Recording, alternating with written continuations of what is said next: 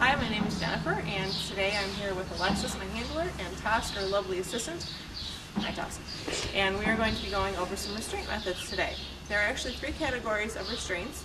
There is verbal, where you can talk to the horse, saying whoa, easy.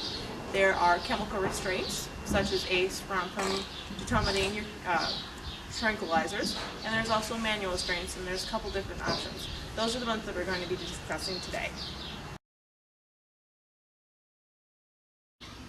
The first and most basic line of manual restraints is actually your halter. It needs to be properly fitted, and that is actually going to be your most basic everyday restraint. A step up from that would be using a chain shank. What we're going to do is apply this to Tosk. It gives us a little bit more leverage to control him.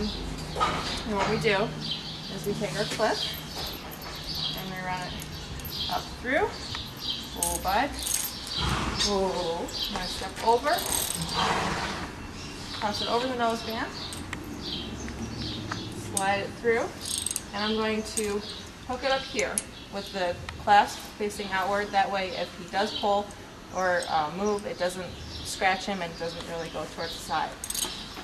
And we want to keep it over the nose and over the halter, just so it doesn't cause any scraping on the cartilage, which is a very sensitive area. And in order to apply it, we just pull his head, pull straight down. And as you can see, he demonstrated nicely that it does pull his head down. Our next method of manual restraints is going to be applying a lip twine.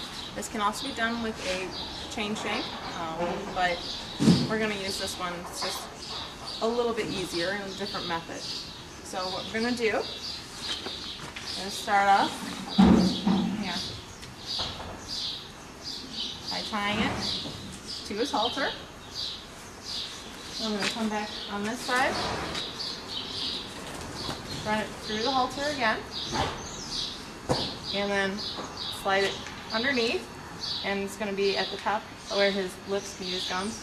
And it's the same thing, we pull down to apply it, and he brought his head down. I'm going to release this because he's actually being good. And you just want to make sure if you're using the chain that you don't pull too hard, just because it's a very sensitive area and it could rub their teeth. And it just applies a little bit more pressure, a little bit more severe of a restraint as opposed to the chain shank.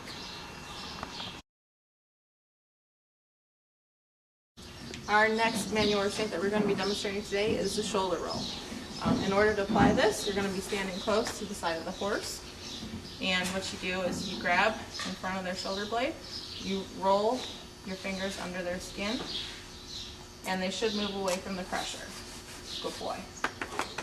You want to use this. It's very helpful if there's a wall next to you and it's kind of a distraction, and get them to move away from where you are, where the handler is, where the vet might be. One of the downfalls with this, though, is that if you're standing there holding it for a while, I'm not going to do it again, you're good, your hand can cramp up and get really tired. So it's quick, nice for a quick, very quick procedure if you're going to use it.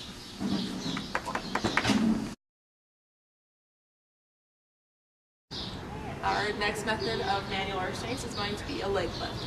This is useful if the horse doesn't want to keep his foot down, if you're bandaging him, or if with a farrier, anything kind of in where he needs to keep his feet on the ground. So what you're going to do, though, is if the whoever is working on his left front foot, I would pick up his right front to keep that one on the ground. If they are working on a back foot, you pick up the front foot on that same side. So if they're working on the back foot, his right back, I would be picking up his right front. And in order to do that, all you do is make sure you run your hand down, know where they're at, stand close to them, good boy, and you just want to tuck their foot up by their elbow, and you just hold it here. One of the problems with this one, though, is that they are a lot stronger than you and can't easily pull their foot out of your pants. Our final method of restraint that we're going to be demonstrating today is the twitch. This is very severe, so I'm actually going to walk you through it before we actually apply it. To start off, since I am right-handed, I'm going to be holding his lip with my right hand.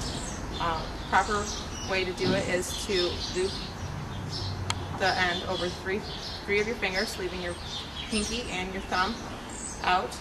That way when you twist it and you get it on firmly, you can just pull your fingers out and it should stay on the horse. The twitch is just a piece of rope, or it can be a chain attached to a handle.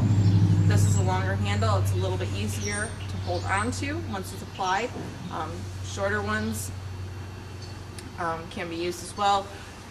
Either way, you need to make sure you hold on, because if you don't hold on tightly and the horse starts flinging his head and pulls it out of your hands, it can become a very dangerous object. Are you excited? And what we're going to do, I'm going to take a hold of his lip, slide the rope off, twist towards him. Go. Good boy. Good boy. And since we're not actually doing any sort of procedure that would require him to stand still, we're going to take it off. I'm going to rub his nose just to make sure that he knows he was a good boy and get any feeling back in that area. Yeah. When you first apply the twitch, the first 5 minutes are kind of pain. After that, first 5 minutes are a distraction. The 5 to 10 minute range, you move into a euphoric feeling. They kind of get happy, and after that, they start feeling the pain. And if you leave it on too long, it can actually damage the nerves in their nose.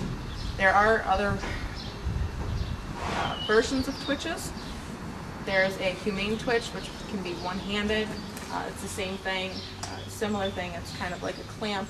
You attach it on, and then there's usually a clip that you can hook it to their halter, but then if the horse gets away and you can't catch them, the twitch is still attached to them. So that's why we prefer the long-handled rope twitches here. And that concludes our methods of manual restraints.